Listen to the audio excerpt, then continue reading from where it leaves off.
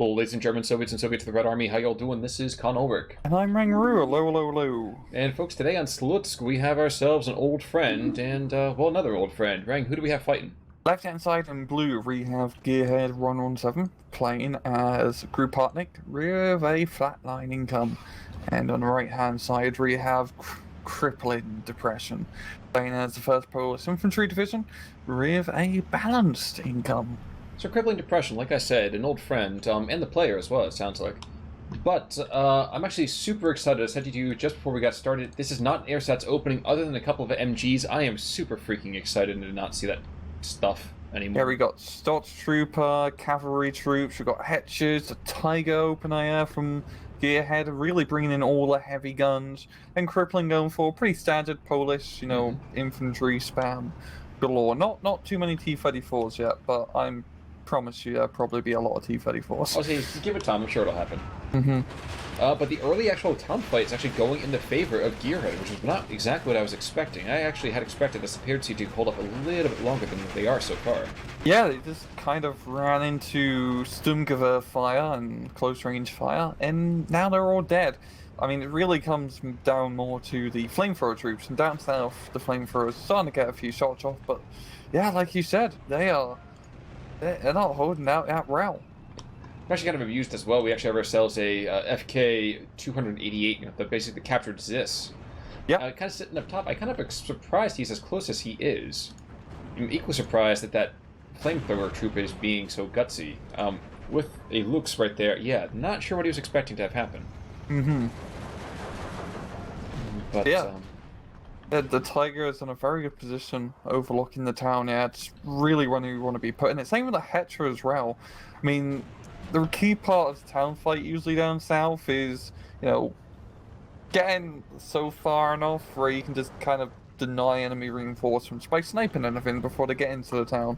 Mm-hmm. And the Tiger's almost in position to effectively do that. Certainly sounds about right. I'm surprised actually to see the heavy artillery being brought in quite so soon over here from a Gearhead. Actually, seeing those FK-288s, we was expect them to be a little bit later once we see the T-34s coming in. I guess it's much more of a preventative measure. Yeah, so those FKs are pretty good because it's just like the Russians just freeze. You can use them as anti-tank, and you can also use them as artillery, but the Germans were kind enough to give you guns, radios. Meaning that they're really good artillery because they're bloody accurate. Yes, they are. And that Hetzer almost proving its worth, definitely forcing a couple of very, very early disembarks from the Poles as they try to bring more troops into that town. Unfortunately, now being very delayed and actually... Ooh, wait, no, I'm sorry. They were trying to go up to this northern hillside, which is, well, looking rather blue. Mm-hmm. I'm actually very surprised by the opening here. We're also going to see actually Luke's trying to make a run over here at the bottom. Not going to bring any territory with him. Oh, wait! IL-2 coming in super early for the Tiger. Oh. This is going to cause... This would be a make-or-break moment, I think, for the early game. Yeah, that'd be a really good kill if he can knock out the Tiger. Especially an A-phase run it. Yeah, there's no AA, no airplanes in sight. The IL-2 just doesn't have to miss. And there we go. That's a big, big freaking kill. Mm-hmm. And it's only coming right in time, too, because in the center, his troops are falling apart. In the north, he's got nothing. And Crippling Depression looks like he's giving way to, the modern medicine of steel here. Yeah, Gearhead really bringing in a lot of armor into the town now. Probably could use some more infantry reinforcements, but opting to get a Lux instead. Well, Luke's that went down to the south of the end run is gone, and we're actually seeing at least a platoon. Is that a platoon? Yeah, about a platoon's worth of T-34-76s being brought on in. So this is going to be interesting, I would say, from the Hetzer, if nothing else. I do like his random T-34 all the way down south behind enemy lines. Good thing it's a recon unit. At least he can see stuff before he inevitably gets blown up by something. Well, also worth mentioning that they actually have another Tiger being brought in super early, so neglecting to really go for the infantry, Gearhead is opting to trust into the Fuhrer of the Panzers more than anything. Yeah, and it's definitely a risky call with Harteneck because I believe you only get 2 Tiger cards in the division. So, spending one of those on an A phase card really hurts your availability later on. Wait, is the Hetzer? I think the Hetzer just went Yep. down, and so did the T-34 that was... Yep. Oh my gosh. That was the SU-57. That thing is a bloody machine gun, and it finally dies, but it did its job. Oh yeah, and I actually got a premium of a cost, too. That thing was beautifully press efficient. Mm-hmm. Down to the south, the T-34s are starting to make their way across, and unfortunately for Gearhead, I don't know, Captain. I don't know if they can stop them. Yeah, I don't really have any proper anti-tank down south, but fortunately for him, Crippling doesn't really have much infantry coming in. He only has one small sappery squad. And, tanks and fine and all, but you kind of need infantry to back him up. Unless, of course, the tanks don't have to worry about anything that can even scratch them. Just of right now, we have... Oh wait, never mind. No Molotovs for you. Nope. So, not looking too pretty. And I imagine we're going to see a very quick rotation. Yeah, we have FK-288, the captured Zis, is coming down to the south, looking to try to get to that forest. I'm not sure it's going to be able to get there necessarily. I think even a sacrifice that right there you got MP-44 to just kind of slow guys down until the FK-288 can get into place. This will be enough. Oh, Messerschmitt. Oh, is that a Messerschmitt? Nope. It's a 410. It's yeah, so it's a Messerschmitt, yeah. but it's a reared a chunky Messerschmitt. He let himself go, yeah. Mm-hmm. Ooh, and a very quick 37mm being brought in by the Soviets, excuse me, by the Poles, to match that. Definitely a good call-in. As 410 is, pretty much his air superiority. He has all the time to line up for gun run number 2. Well, actually, I like this flak track being brought in actually from the German side of things. That 20mm, I mean, it's just a single 20mm, but can be definitely quite deadly. And here comes the 410. I kind of have to almost try to imagine what it was like to be a ground attack aircraft during the war, especially with that kind of cannon. Like, what kind of guts would it be to point your nose at the ground and be like, you know what? I think we'll just continue flying straight at the ground. It's also kind of crazy thinking about how bloody big that gun is. You Yes. probably felt it when you shot the gun. It's like with the B-25 Mitchell, it's had a 75mm gun on it. That's a pretty big thing Oh, wait, to that put was- on a flying aircraft. Wasn't that the one that they basically said the entire aircraft would stagger when it shot? I think so. Yeah, I think so. Yeah. I was saying to someone the other day, it's actually kind of terrifying when you think about it. Flying is basically desperately not trying to hit the ground at speed. And then they put a giant artillery piece basically on there as well. Oh my god, the stones on that. And then they built the AC-130. But Crippling Depression is looking to stave off any kind of happiness that 410 will bring. And does get a rudder damage, forces him away, but he's done what he needs to do. He's put the fear of God in the T-34s down to the south, and given, I would argue, quite a big opening for the Germans to aggress and seal off the rest of this town. Yeah, and speaking of opening up north, it's just free real estate up here, as Gearhead's got a bunch of flags for really not much cost. Well, that's the thing. You want to get a deal for it. You don't want to spend a lot for the flags. You want to go and get it for a sale, really. You want to wait till like Black Friday. Exactly. It's like a Steam sale. Whoever pays full price for a game. That's very true. It's very true. Or Epic, if you prefer, but I guess we're on the Steam client right about now. Infantry is going down, though, so I think Gearhead's got to start considering bringing in some more infantry besides the occasional squad as we see it right to you guys up the MP-44s. Yeah, Gearhead has good map control. I mean, up north, definitely helping out quite a bit in terms of just territory control. But he's really, putting in the pressure on the town. He's been leaving Crippling Depression on the back foot, just the constant tanks coming in. Probably could use, a little bit more infantry, especially at the moment, but it's working so far for Gearhead. I am surprised that Luke's over there was not trying to engage the Seperti that are going to the north, but I guess there could be other targets for him. I can help but imagine... Ooh, okay, yeah. I was going to wonder when that other Zis was going to start opening up on the T-34, aggressing from the eastern hillside. And down to the south, it looks like we have a southern thrust being set up. Yep, we do. Yep, that's a bunch of tank Desanukis, essentially. Unfortunately, not much armored support, but, well, I only have 50 cal half tracks, which is definitely gonna hurt him in terms of like take said town. Yeah, And also it's an anti-tank gun.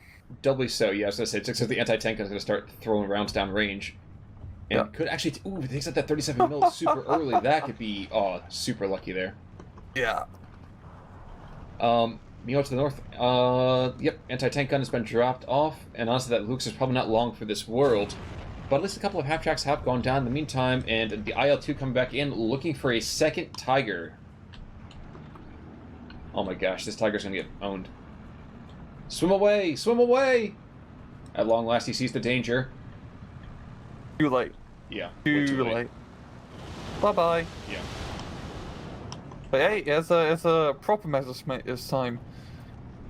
Yeah, but it's like a G6, and unlike the Yin Yang crew, I don't think it's really going to be that much of an issue. Yeah. Yeah, I have a feeling the IL-2 will probably survive. Again, he's only got 200 rounds of 20mm. Mm-hmm. It's practically nothing. What's that flak track? That thing didn't go down, did it? I guess it must have. I don't see the flak track anymore. And down south, the thrust has actually happened. I didn't even see this. An artillery strike took out the anti-tank gun, leaving the Redzayegas quite outnumbered by these descent, with the Tanko Desantniki, essentially. Yeah. So the southern thrust is actually working. That's actually, I'm surprised. I originally didn't really like tank Desantnikis because I always thought you could just get after Machikis. They got 2 more SMGs and they got better availability. But holy crap, tank Desantnikis are perfect as like stormtrooper troops because they come in armored like transports, which means they don't get shot at by small arms, and you can just drive them right up through enemy infantry if they don't have anti-tank, unload, chuck a Molotov in their direction, and then just finish them off with SMGs. And Exactly. they work really well. I mean, all the past replays where we see tank Desantniki troops, they just rush in and kill things. They usually die pretty quickly, but they get their slice of meat or their pound of meat. Well, that's the Pound important of thing. flesh. Yeah, definitely the pound of flesh. You're absolutely right. And actually, we're going to see Strelke coming in to kind of back this up. So troops being thrown in to reinforce, I would argue, their recently won gains. Mm-hmm. Definitely a good call in there, because tank Desantnikis won't be enough to hold as Gearhead bringing in reinforcements. Bunch of Hungarian guys coming in down south, so this is where Harteneck starts to get a little bit crazy. That's good, because that IL-2 is coming back again. 3 kills? 3 kills. 3 kills. And the G6 is coming back through again, go for a deflection, but not really gonna... Yeah. You know, I saw recently someone was complaining about the AI pathing for the attack for ground, basically for fighters. And I understand the issue on that one. I feel like old pathing would have seen that ME-109 for a nice little deflection shot, and now he just continues to aim directly at the plane, and he's not really getting any kind of shots in. Yeah, I know. It's always been one of the big problems I think Eugene's had, even back in Wargame Land Battle. Like, sometimes the planes would fly where you don't want them to fly, or, like, you know, not be able to get behind a plane like that. It's really annoying. Especially, I think the reason why I can't get behind it because the IL-2 is too slow. Exactly. Exactly. I mean, something just went down. Yeah, I was the Messerschmitt. Okay, I was looking just down at this counter thrust from Gearhead, and I'm not sure it's going to have the punch he needs. But you're absolutely right. It should never be that their lack of speed is a bonus. I'm sorry. I can't defend that. Yeah, it's kind of amusing, but it is a bit silly.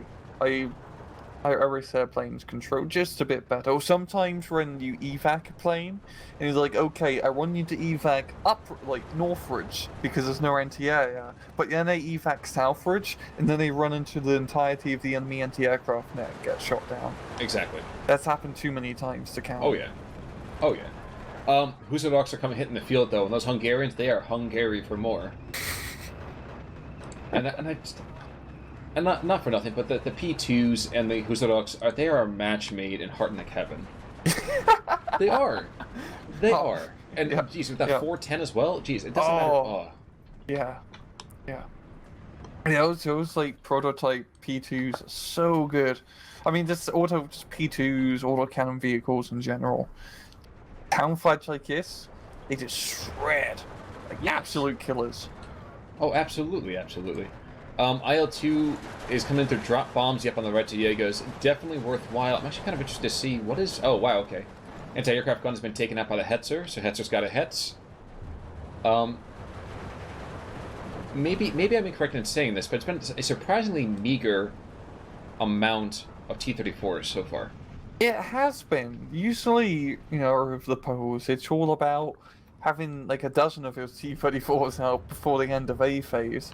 But I will admit, on a map like Slutsk, it is a harder proposition to play polls. True, I guess that's fair.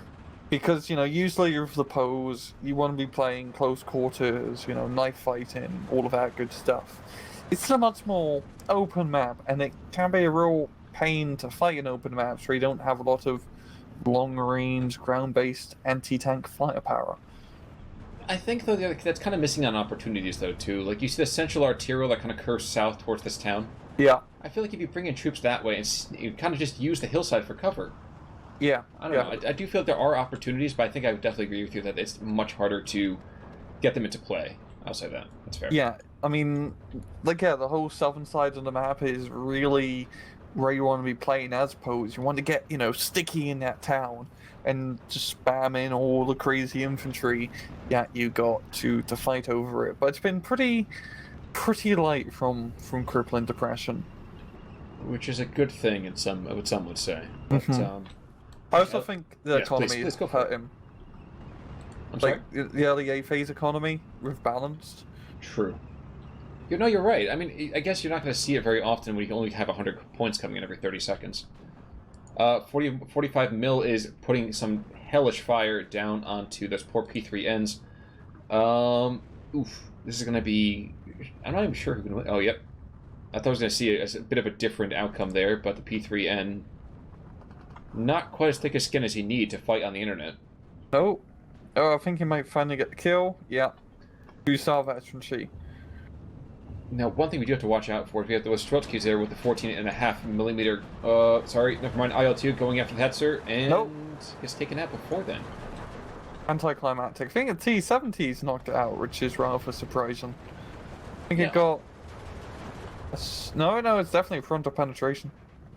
Well, that's what you really want. I mean, a lot of people tell you they want to penetrate from the back, but you can't be impolite and coming through the back door. You gotta announce your presence. Buy dinner.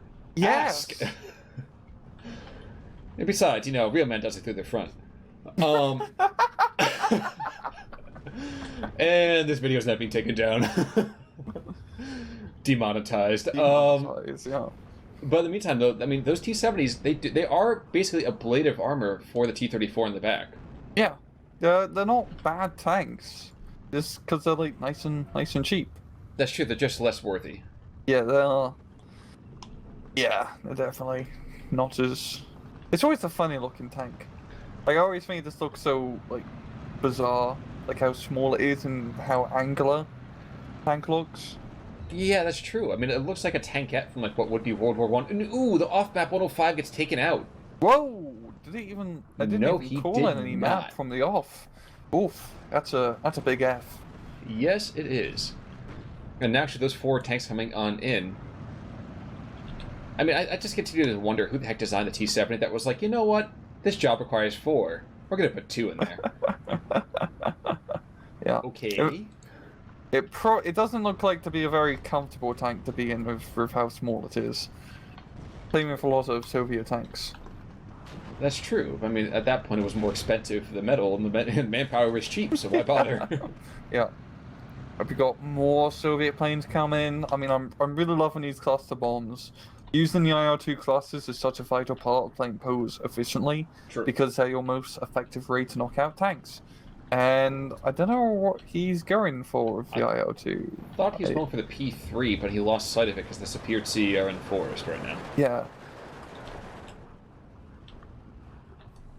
Also, before, the measurement that went down, that was the G6. That wasn't the 410, was it? Yeah, it was the Fighter one. Yeah. Okay. Meanwhile, I'm actually kind of impressed with this P3N, who is just having the fight of his life. I mean, he's not going to win this by any stretch of the imagination, but he gets the kill that matters. Yeah. He gets the kill that matters. IL-2, not to be cheated of his prey, is looking for more, and I don't think he's going to find it. I think the Flak Vierling is going to start engaging. Yep, there we go. Believing in the IL-2 takes it like a champ. Well, this appears to be thrown back into the town, and the Bretzijagas who are being kind of opened up here, wow, somehow don't hit with any of their grenades. Mm-hmm. Which means it's going to be, ooh, yeah. Yeah, it's getting hot in there. And they're starting to see some of the quality Polish infantry and crippling depression can take. And he's actually, he's starting to punch back now. C phases it, he's got the eco advantage, he's got some good infantry now. Maybe this is the time he can, counter back. IL-2 to the north, bombs away, and I think he dropped him long. Yep, and 410 down south knocks out T-70. He got a stew and that. Oh my god. Looking at the cluster placements, that's super tight. Yes, they're it both is. just barely inside of the cluster radius. Man alive. But crippling depression, for all of that, he continues to lose time and territory. It is still 13-11, so it's not terrible. No. But he's got to pick up something, and I don't know where that's going to be. Yeah. I think it's going to be down south. Yeah, he's hoping down south. Yeah, he has got... What does he have? He has a bunch of strokey DPs coming in down south. And that's how you run infantry fights, guys. You just spam strokey DPs. Unfortunately for him, though, there are still Husaroks in the area. There's a P3N sliding around. And honestly, this Hetzer can really slide south and provide some really great interdiction at a very low cost, I would argue. Mm-hmm. Oh my gosh, they have the Carnies are here. Is this... Wait, Su-76 might be engaging the P3.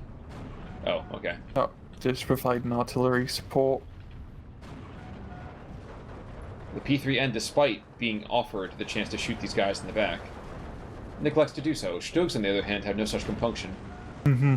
Strokey DPs do unload quite a bit early, it seems. I kind of understand Ray maybe worrying about an anti-tank gun emplacement, but still, it's gonna definitely slow down his advance down south. Yeah, that's gonna be 5 minutes before his infantry get to the front line. Yo, he does have the flag. Watch, IL-2, 2 strokes, adding to the tally. Here it comes. Oh, in the town of Drought, is he going for the headshot? I lose his line of sight. But Messerschmitt on the IL-2, and just too slow. It also doesn't help that the IL-2s are very well armored. And just, beefy as all get out, yeah. Yeah. And the Messerschmitt does go down. It's too bad he doesn't have a flag track down south. Because he has, having run in the middle was nice, but really all his... If he had one of those down south, he could actually do a pretty good job of not shooting down the IL-2s, but at least stopping them from dropping their payload.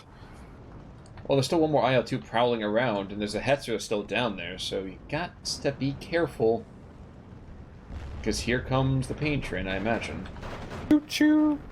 Yeah, I'm really loving the use of that power here from Crippling. Yes, that's totally kept him in the game. Yeah. Oh, wait, no, the IL-2 is going after the Tiger. Oh my god, could this happen again? Chugga, choo-choo. What an ignoble way to die. And the flag track's rushing down south. I gotta save you! Too late. Nope. Holy crap, we really got to see what those IL-2s have killed, because they have been on point. Yeah, they absolutely have. 410 in the meantime being called in to go after him. Never mind, decides discretion's a better part of valor. Yeah. Okay, finally, I get some shots off on the IL-2, but yeah, moving it's going to be rather inaccurate. It's one of the downsides of Harteneck, is you don't have a lot of good ground-based anti-air. You do have really good fighters, but as we're seeing, the fighters aren't doing that great. No, they are not. I'm surprised I should see that not more investment into artillery.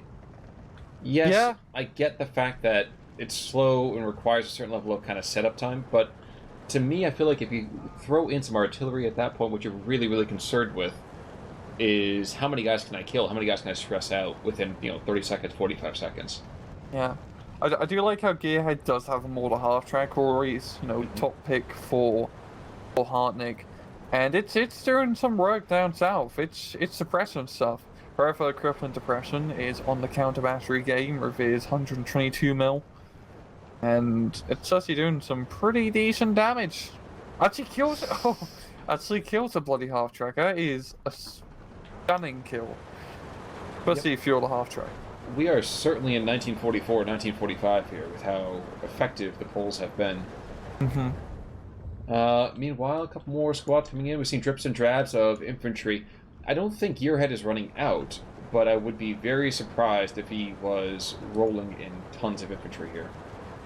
Yeah. I think this is how Crippling was building, that classic C phase. I'm gonna come at you after 20 minutes, and I'm gonna hit you like a freight train, because really a lot of his A phase and B phase units are crap. But now he's got all the really good infantry on the field, and as you can see, the turns have definitely tabled in the town. Yeah, you know what? I kind of wonder if he's a DJ, how quickly everything's been kind of going around. You're right. Just mixing things. Oh yeah, man. I mean, he could spin with the best of them. Some might even say he's a spin doctor. And really, this is just a tale of two princes, which is apparently another reference I never really understood until I was about 26, but that's besides the point. Tons of T-70s coming into the south. Strelka DPs also making the slog. Wait, BA-10s, Su-57s... This has been the menagerie of just strange armored vehicles. It's just a little bit of everything. Yeah, I mean, I guess in a way, this is exactly the kind of division that Harteneck needs to play against. That kind of polyglot versus a polyglot thing. Yeah. And those are my favorite divisions, man. Where you just kind of have to, throw what you got and hope that it sticks. And usually what you got is all over the place. The IL-2, that flag track, doing some good damage. It's not going to get a kill. No. If it's one thing I've learned, is that the IL-2 is impervious to ground-based attack fire unless you fly it into the mouth of hell. And even then, it might just come out with a bad paint job. Yeah.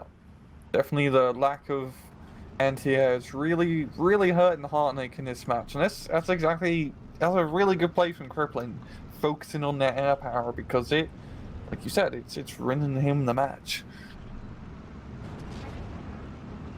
I'm also slightly amused by the fact that we have this T-34, the boys of T-34, trying to almost play tag with the T-34 east up on this mountain. We've not seen a ton of Soviet armor until now.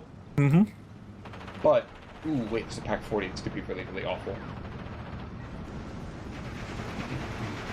Oh yeah, that's a good position for the Pak.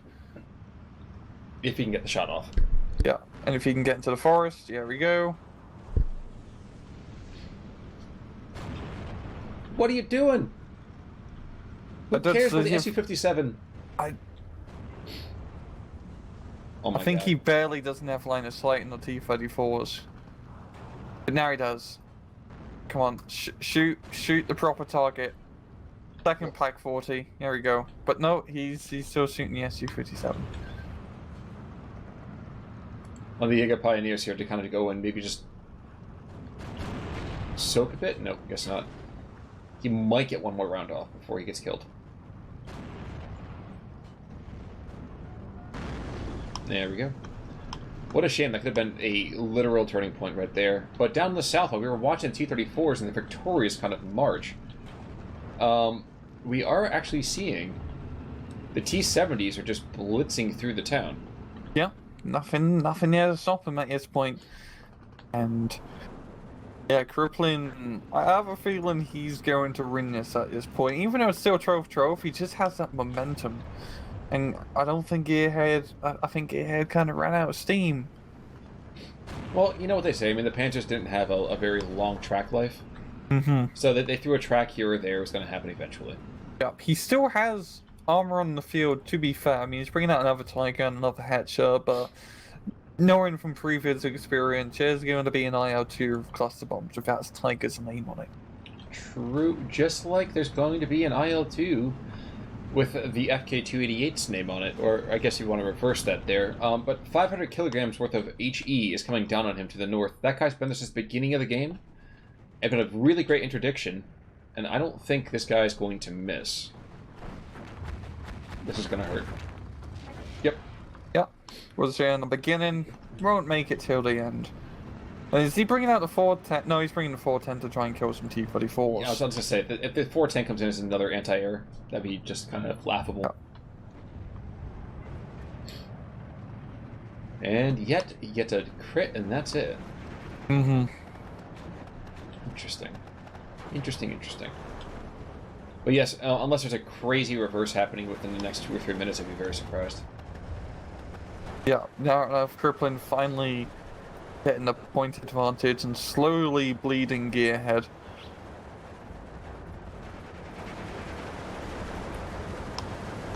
It is always so strange to watch the non-anti-tank infantry start hurling hand grenades at the windows. Yeah. The BA-10's coming through, and it's like, huzzah! Huzzah! And it's like, nope. Just a scratch. None of them managed, get it down the commander's hatch and blow it up. Unlike these IL-2s, which will go and take out both this Strug and this Hetzer, and I'm going to watch the sadness as they split apart. I still don't think they're going to make it. Prognosis, not excellent for this Tiger. Driver knocked out. And time to play taps, boys. Yep. Yeah. I like how he spread it, but the Hetzer... I mean, statistically, one of them had to survive eventually. He had to spread the news of the next one's victory, of course. And now blind shooting over here is taking out the reinforcement of Jaeger Pioneers and anti-tank guns. This is hard to watch now. Yeah. So it looks like a rope-a-dope. It's very ropey, very dopey.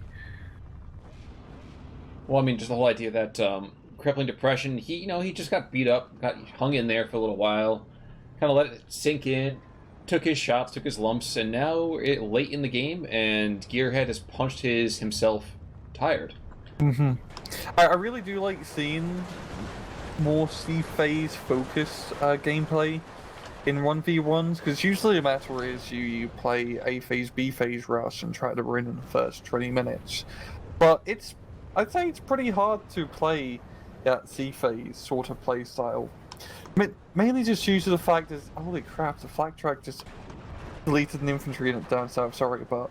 Oh, no, I was actually watching the Hetzer try to duel with the T-34Es and T-70s. Yeah. Yeah. But the thing of playing, that C-phase focus is that you gotta get beat up for 20 minutes, essentially, if you're fighting against more A-phase, B-phase focused divisions. And that's just not fun. It's really annoying, and it's very disheartening, and you feel like you're going to lose. I mean, if you look at the point score, crippling depression seems like he should have lost, but, if you survive and you manage to do a good counter push in C phase, you can just see the entire match do a reversal like this. But man, isn't that the way that depression always goes? Like, you think you've beaten it, and then at the last second, it's just like, it comes back, man. I get it. Yeah. That's not being an adult. I mean... Oh, that's too true. I'm sorry, you were saying though, sir, before we got a little too real for a second. Yeah, it's always fun seeing that dynamic of, an A phase, B phase division fight C phase, because it's always for the A phase, B phase, they got to win in those first 20 minutes or so, or they're gonna be hit by a tidal wave of stuff. Well, and that's what we see here. We see a KD of almost 2-1 in favor of crippling depression. Yeah, if you look at the chronology, a lot of the early deaths are, Soviet or Polish, and then later on it kind of just turns around. Oh, screw that! I'm just watching the IL-2s. Tyra, 5 kills, including 3 Tigers. Another IL-2, whatever. Yeah. Another one, 5 kills. I mean, that right there is the heart and soul of Harteneck's armor. That is... Yeah, it was IL-2's MVP. And losses, some pretty decent kills, of the artillery/AT, and the 410 doing alright. As much as it could, yes. Yeah. But nothing super duper interesting, really. Just, goddamn, those IL-2s, man. Well, exactly. I mean, they paid themselves off and then some. No two ways about it. But folks, the great thing about it is that even with this match being over, there's always time for more. Yeah. So I know in a couple of days I should come up with another really, really great game. Super excited for it. But Ryan, I guess any final thoughts about this one in the meantime? None whatsoever. Well, in that case, folks, we will see you all soon. Until next time, I'm Con Ulrich. And I'm Rang Ru. Take it easy.